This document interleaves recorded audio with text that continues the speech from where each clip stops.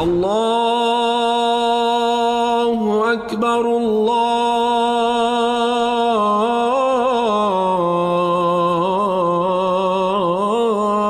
أكبر. Assalamu alaikum and welcome to the Islamic Center at New York University podcast, coming to you straight from the heart of New York City. We're building an amazing Muslim community here at ICNYU where everyone is welcomed and respected no matter where you're from or where you're at. This is the place to be. So open your ears and your heart and come along with us on another life-changing journey. Bismillah. أعوذ بالله من الشيطان الرجيم بسم الله الرحمن الرحيم الحمد لله رب العالمين ولا حول ولا قوة إلا بالله العلي العظيم والصلاة والسلام على أشرف الأنبياء والمرسلين وعلى آله وصحبه أجمعين ونشهد أن لا إله إلا الله وحده لا شريك له ونشهد أن سيدنا مولانا محمدا عبده ورسوله. In the name of Allah, the gracious, the merciful, all praise is due to Allah, the Lord of the universe, the Master of the Day of Judgment.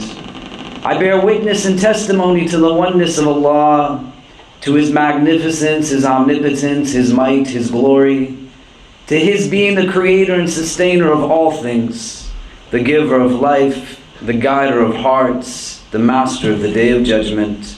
And I bear witness to the fact that Muhammad ibn Abdullah sallallahu alayhi wasallam is the servant and final messenger.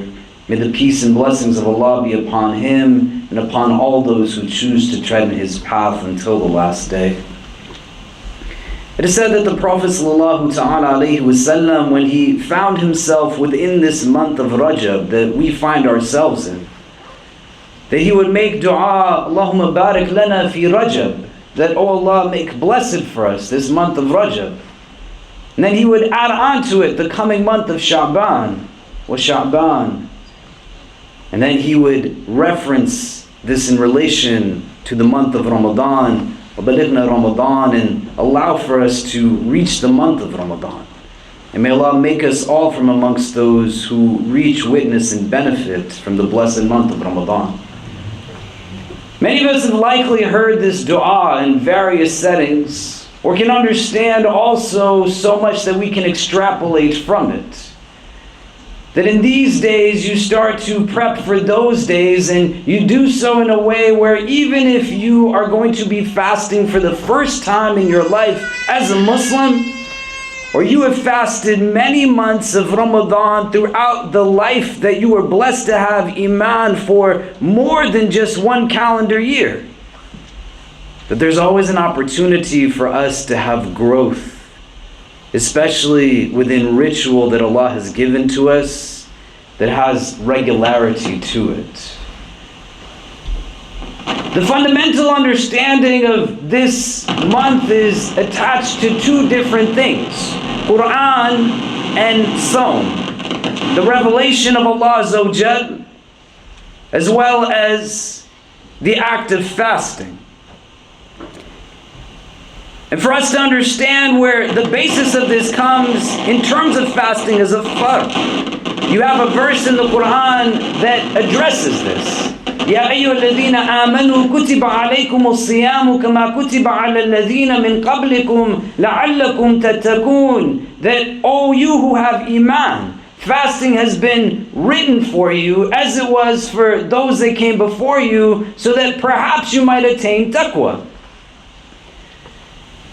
This verse, just like the dua that we talked about in the first sentence of this khutbah, is also quite often mentioned in reference to a variety of things, but for the purposes of our conversation today, the part that I'd like for us to think about in the onset is where Allah addresses us as people of faith, Ya ayyuhalladhina amanu. That embedded within that, He is reaching out to you as an individual, saying that this is an act that is rooted fundamentally in Iman. It's an act of faith. That this thing of fasting that is a ritual, a spiritual exercise, a practice, it has both within it elements of things you do and things you abstain from doing. That it is in its essence an act of faith. And that's what you want to frame it for yourself in these days as you prep for those days. The idea of faith and Iman in Allah is rooted in the foundational relationship that all of creation has, whether they are aware of it or not, as being an abd of Allah individually. That you are an abd because you rely on something for your existence. This is a definition of being an abd. You are not self-sufficient. You need things to exist. Allah uniquely is Rabb because He is Ghani. He is free of need. He is self-sufficient. But the idea of now engaging in ibadah of our Rabb is not meant to be in a prism where you believe in a God that's an angry old man in the sky. But Islam, submission, subservience to that God is not just a surrender, it's a loving surrender. It's a surrender that's rooted in an understanding that this is not just a God that watches me, but watches over me. A God that my Prophet teaches me has more mercy towards me than a mother does towards its child. Why is this relevant? Because in these days when you prep for Ramadan, you understand that it's an act of faith. And determining how you engage in that act, if you have the capacity to fast, there's not a lot of reasons as to why one could justify not fasting when it's understood as an act of faith. The preparation isn't just about how it is that I'm going to read more Quran or engage in night prayers and things to that extent. The preparation is also rooted as we have a blend of those who are professionals and students and anything in between and otherwise. Ya ayyuhalladhina amanu, that this is an act of faith, that you have a belief in the divine, that He has given it to you for your benefit. So it is not a valid reason to miss that fast just because you have an exam in Ramadan. It is not a justifiable reason to say that I have an interview for a job. It is not a justifiable reason to say that there is an important meeting. The preparation comes within these days, O people of Iman, that you ready yourself to be in a place where you know your Iman will be tested through Ramadan as well. And you start to think from this day, how do I go to that professor? How do I go to that employer? How do I go to those people and give them an understanding that as important as this thing is in front of me, it is not more important than my Iman. And what I put into it is going to yield me what I get out of it. Ya ayyuhalladhina amanu, the verse starts. O people of Iman, it's an act of faith. The notion is not to engage in a contemplation that is actually self-deprecation at its base. This is a tool of shaitan. May Allah protect us from his waswasa. The idea is also not to go and police others in their engagement, but the assumption is that we don't know necessarily why someone else might do what it is that they are doing. But for me, fundamentally, I can understand right now. I have a semester that started a week ago. I'm in a place where I know that there are things that are going to come up on my job routine. I know things are going to happen 2 months from now. How do I understand my decision and my choices in relation to what it is that the dunya is telling me to rely upon versus what Allah is telling me to rely upon? So the idea isn't that I will be better prepared to take that test, because then you're missing out on the opportunity and failing the bigger test. The idea isn't that I will have more success within that interview. Allah is the one that provides you your risk in the first place. The idea isn't that this is something that is going to give me more strength. The entire notion of the fast being rooted in an element of iman is then that is what yields you the taqwa. It's not about weight regulation, nor is it about socializing and communal experience. At the base of it, it's an individual obligation that is an act of iman. You start to think about it in the year that's ahead of me, where our Prophet had companions who we are taught that after Ramadan, they spent half of the year just implementing what they learned, and the other half of the year, they were just getting ready for the next Ramadan. We have everyone please move up. You can come in close.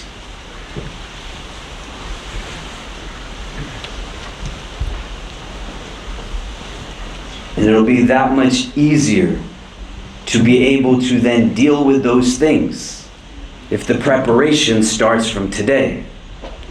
If the first time you seek to fast is on the first day of Ramadan and it catches you off guard, it's going to be harder then to get over the physicality of it.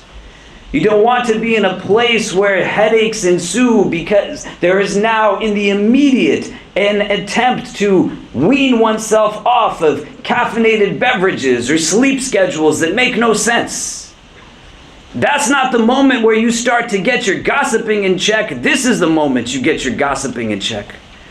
That's not the moment where you start to say that I'm going to regulate certain habits that I know will problematize. These are the moments you start to get it done. And the end gain is what? If we look for incentivization, you yield taqwa. Awareness, consciousness, mindfulness rooted in an ethical imperative and an understanding of a divine entity that watches over you. Because I don't want to be the person that is oblivious to the ideas that my words hurt people. I don't want to be the person who somehow is unaware of the fact that my absence of etiquette still can hurt people's hearts. I don't want to be in a place where I fundamentally am walking just simply as a body in this world, thinking that my sole purpose is the eating of food or the drinking of drink or the engagement of physical intimacy and sleep. But there is a soul that is within me, a ruh that makes me human. And that fundamentally is what is the most important part of who I am. So you gotta sit deep, especially in this day of Jumu'ah. May Allah make us from those who are taking from His blessings. And understand that the Quran is telling you straight, Ya ayyuhalladhina amanu, kutiba alaykumus siyam. That, O people of Iman, fasting was written for you. What does it mean that it's an act of faith and addressed to people who are from the mu'mineen? May Allah make us from amongst them. And as you start to prep then, you start to think about that within the individual, but to the other, you're not now otherizing more by being in a place where you comment on why might somebody else be doing what it is that they do. Your notion of preparation is not rooted now simply in the engagement of things that can be both beneficial but also detrimental, because we have access to more information than anybody has ever had at any time in this world. Can we all move up, please, and come close? You can make room for people that are going to be joining in. If there's any space in front of you, the tape lines are just for us to stand straighter in our prayers. But if there's carpet in front of you, you can just move in as more people come, inshallah.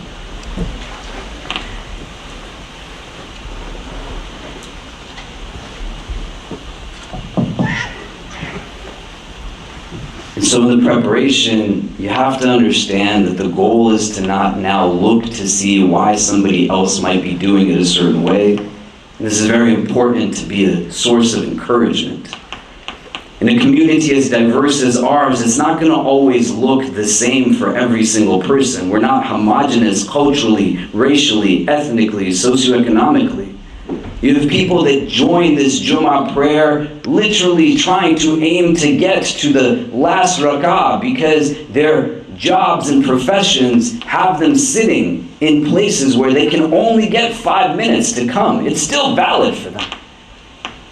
Where you now have choice, though, to be able to understand that if that's not my circumstance, what is it that I'm going to really yield to, and what does it tell me that I'm subservient of?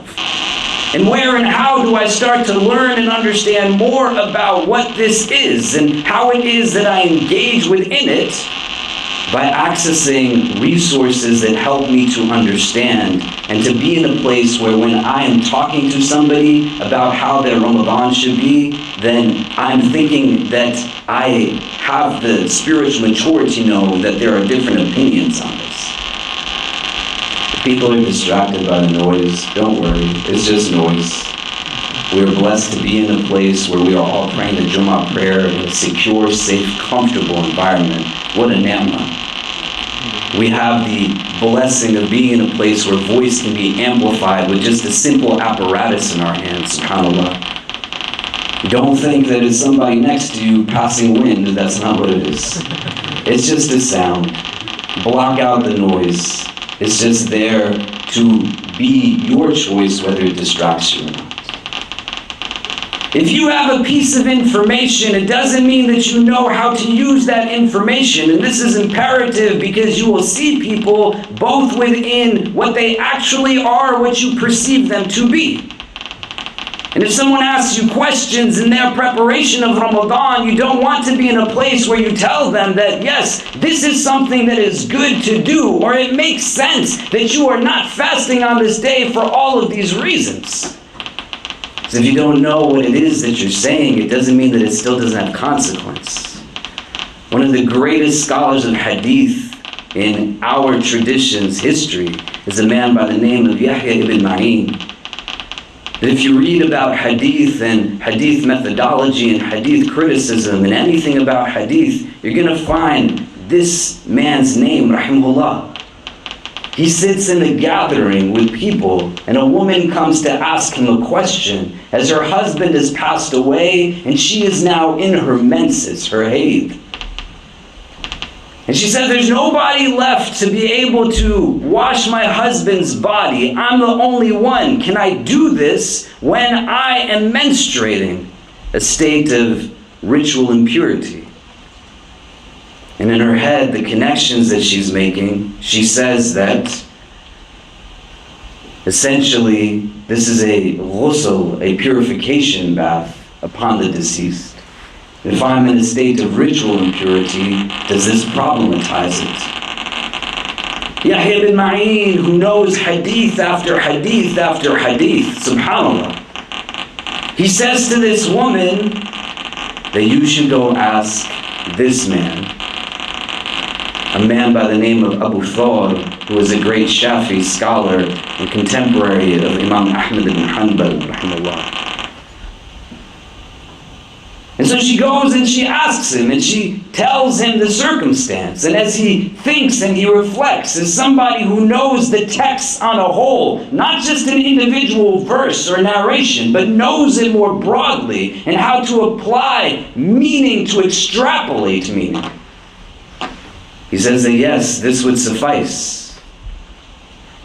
And he mentions a hadith where when the Prophet ﷺ is in itikaf in the masjid, another practice of Ramadan that we'll talk about in the coming weeks, that he has a masjid in Medina that is literally adjacent to his home in Medina. There would be times when he would lean his head into his house and his wife was in her menstrual cycle, and he would put his head in her lap and she would wash his hair in that way.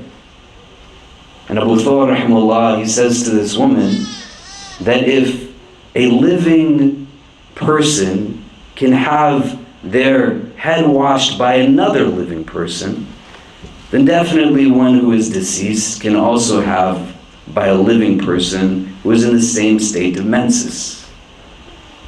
Yahya ibn Ma'in, rahimahullah, the great muhaddith, scholar of hadith, he knows the hadith. But Abu Thawr, who is faqih, knows how to take the meaning from the hadith. Do you see what I'm saying? You don't want to be in a place where in the preparation you actually create now obstacle because you are just seeing from you and not seeing from where the person's coming and why it might be different from them. And as you prep, you start to ask yourself questions about what is it that is unique to me, because there are many who are exempt from the act of fasting. And there are those who have conditions that prevent them from fasting. And if there's not an understanding of text to context, it makes it really hard to have fasting be an act of faith.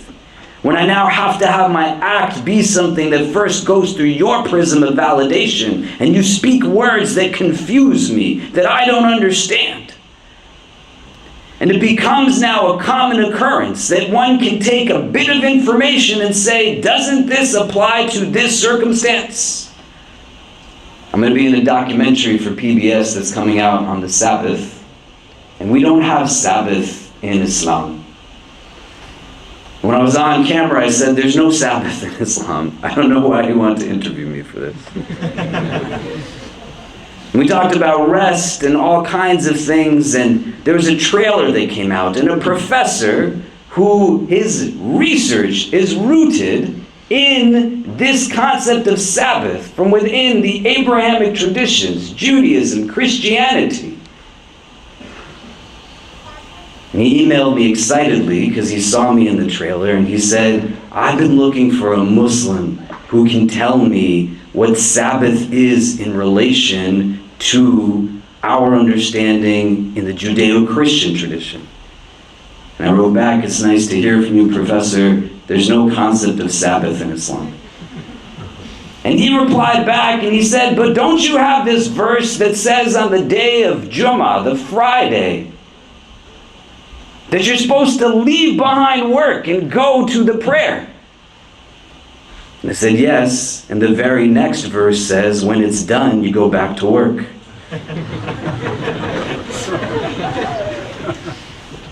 But you can take something and turn it into whatever it is that you want to. And you can see somebody, and it can turn into now something that isn't what it actually is. There are going to be people who are readying themselves for Ramadan. Encourage them to ask people that know. Be in a place where you have access to an abundance of information, but the ability to process that information is going to be something that can be more helpful when there's somebody that's helping you through it and you don't have to make sense of it by yourself. When you are starting now in this days to understand how you ready yourself for those days, the fast in and of itself in our tradition is something that has an entire relationship to the 24-hour experience of a night and day in Ramadan. And it begins from that first night before the start of the first day of fasting. And this is where you want to think about how you bring yourself into it. Because intention is important in this act. From the night prior to the coming day, before that Fajr comes in, you got to make an intention that you are observing that day of fast on the next day. And you want to be in a place where that is something that is done as best as it can, mindfully, consciously, aware. You are not in a place now where my 7-year-old is, where he gets up and he says, Baba, I fasted today from breakfast until lunch. And I said, great, Kareem, he's 7, you're not. You start to bring the inner through the outer, and you bring the mind and the heart into from that first night that this is Ramadan that's ahead of me. And how do you ready for that in these days? You start bringing intention to whatever it is that you're doing and be a person of consciousness, awareness. The Prophet ﷺ, he says in the hadith, Tasahharu, take sahur. فَإِنَّ فِي السَّحُورِ barakah, that indeed in sahur there's barakah. Even if it's a sip of water, the hadith says. How do you ready yourself for this now? The pre-fast meal that you can have at any point from the night until the Fajr time begins. Not when you wake up for the day, but when that Fajr time comes in, true dawn, up until that time. It is more recommended that you do it closer to the time of Fajr, but you got to do it. And it's an important point to understand, because we have a lot of times conversations that get put out there in terms of created practices and innovation. It is an innovation to believe that your fast is better by purposely foregoing sahur, as if making it harder is something that will make the fast a more proper course. Your prophet said to have sahur. Anybody who tells you that I'm not going to have sahur because it's harder for me to then fast, and that means that it's better, that's a problematic statement. To be in a place where you're able to understand that the way the Quran said to do it and the way the Prophet said to do it is the way to do it. If you struggle to wake up for Fajr, if you struggle to wake up to have your sahur, it's different than saying that this somehow is going to make it a more rigorous process, and that will in turn make it a more better process. That's not based in our tradition. 2 months you have to figure out how you're going to wake up before Fajr, or how you will consciously determine in the window of time that it's recommended to explicitly take a meal that is called sahur. And the hadith that tells us even a sip of water means that even a sip of water, but also it means you're not supposed to be starting your day just going with indulgence. And you have to understand this. I sat with a sister a week ago who she is praying her prayers, engaging in tahajjud. She is fasting. She's reading Quran. And she said to me, I don't know what to do. She was worried. I'm not eating as much as I used to. Is there something wrong? And I said, no, you're being nourished through other sources.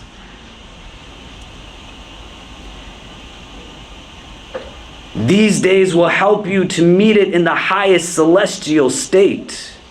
And you start to get an understanding of who you are, so your sleep routine is not rooted in being in a place where you're awake till the middle of the night for no, even if the rest of the year is different, this is Ramadan, don't miss out on it. Go to sleep so that it will give you the ability to wake up for that meal. Even if for nothing else, you don't want to miss the barakah of it. And in the course of the remainder of your day, you start to now brace yourself for what will inevitably be things that are going to come up. If you can fast in these days, and you've been blessed to have the ability to fast, then you should.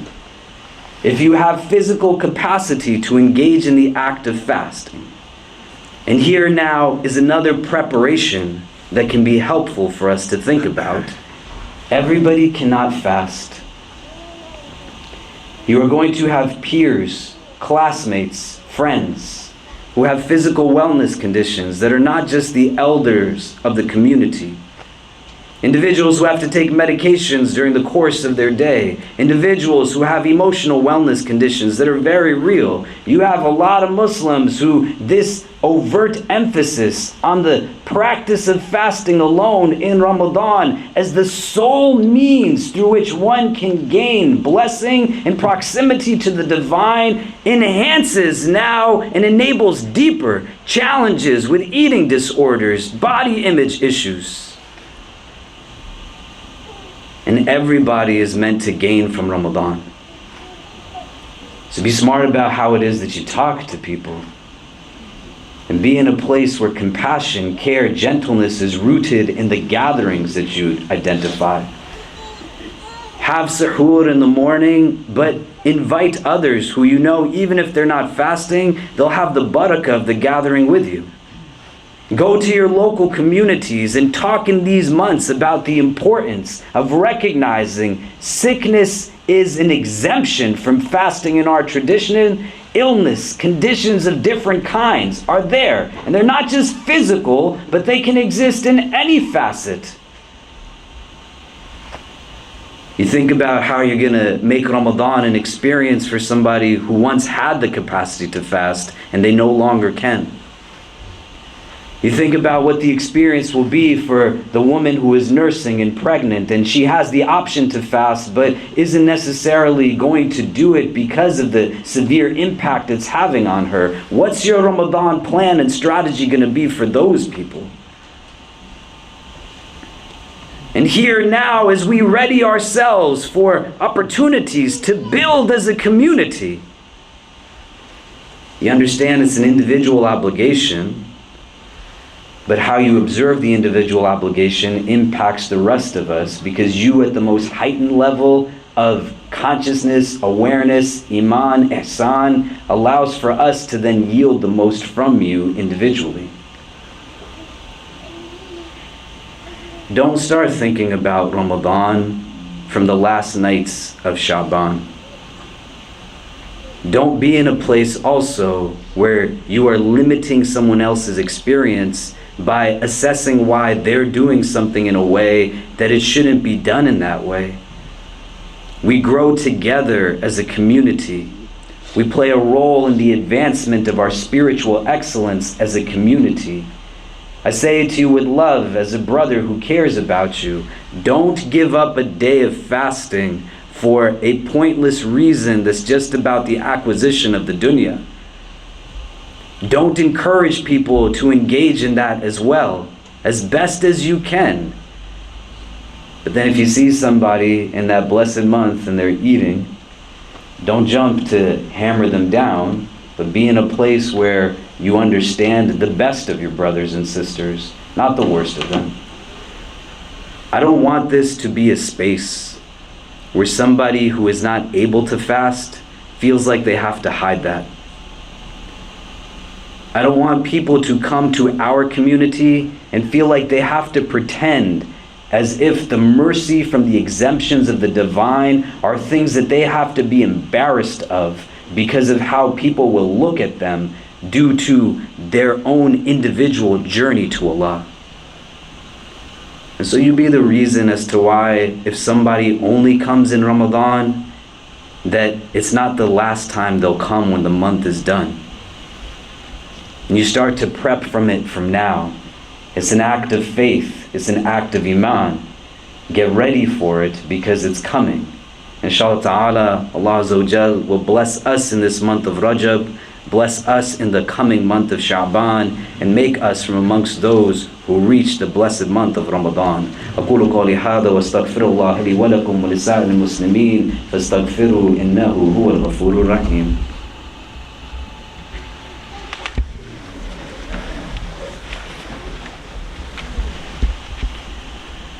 إن الحمد لله نحمده ونستعينه ونستغفره ونؤمن به ونتوكل عليه ونعوذ بالله من شرور أنفسنا ومن سيئات أعمالنا من يهده الله تعالى فلا مضل له ومن يضلل فلا هادي له ونشهد أن لا إله إلا الله وحده لا شريك له ونشهد أن سيدنا مولانا محمدا عبده ورسوله. Alhamdulillah, we're blessed as a community to have all of our students return back to this campus in this past week. Make special dua for them, that Allah blesses them and puts barakah in their studies and efforts, protects them from any difficulties and tests towards their iman while they are here, and makes them from amongst the most righteous of His servants, and helps us to be from the best of their supporters. Where and how we plan for the coming month of Ramadan, we're going to need everybody's help. But don't let it be something that you don't think is applicable to you. We talked last week about shaitan knocking at our chests, and if we let him in and you say that this does not mean something for me, then likely it's where he's getting you at your most vulnerable point. Just be open to the idea. It doesn't mean you have to think you're a bad person. You're beautiful. لَقَدْ خَلَقْنَا الْإِنسَانَ فِي أَحْسَنِ تَقْوِيمٍ. Allah made you in the most beautiful of forms. Somebody who is good can still be better. And you have to approach it with that mindset rooted in the understanding of the reality that is the akhirah, where we can help one another. That would be the best of things. We're going to have community lunch after. It's an amazing idea after a khutbah on fasting that we're going to feed you a lot of fried chicken and soul food. But stay for it. There's barakah in the gatherings. Meet the people that you are going to be praying this Jumu'ah prayer with regularly, and talk to people that you don't know as well, so that they feel more comfort here in this space and can say that that is my brother, that is my sister, not just a random body that I was standing next to in bowing, kneelings, and prostratings. Inshallah ta'ala, these moments will then bear their presence in other moments where we feel as if we are the only one who is going through what we're going through, but the heart will remember the gathering that said, there's so many people who have my back, and all they remind me of is a God that I know just wants what's best for me. Inna Allah wa malaikatahu yusalluna ala nabi ya ayyuha alladhina amanu sallu alayhi wa sallimu taslima. Allahumma salli wa sallim wa barik ala Sayyidina Muhammad fil awwalin wa fil akhirin. Allahumma salli wa sallim wa barik ala Sayyidina Muhammad wa ala alihi wa sahbihi wa barik wa sallama ya arhamar rahimin. Allahumma innaka afuwan kareemun tuhibbul afwa fa'fu anna. Ya muqallibal qulub thabbit qulubana ala dinik. Allahumma ja'alna min al-mukhlisin. Allahumma ja'alna min al-mukhlisin. Allahumma ja'alna min al-mukhlisin.